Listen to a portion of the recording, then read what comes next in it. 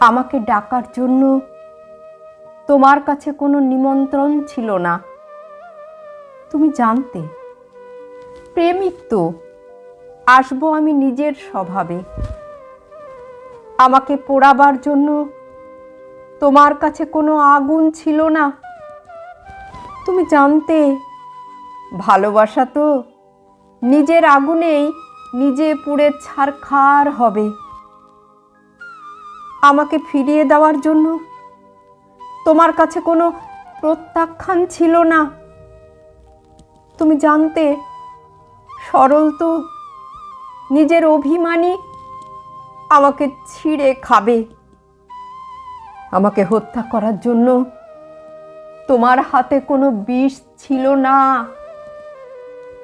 তুমি জানতে হৃদয় তো দুটো কথার আঘাতেই জন্মের শোধ যাবে।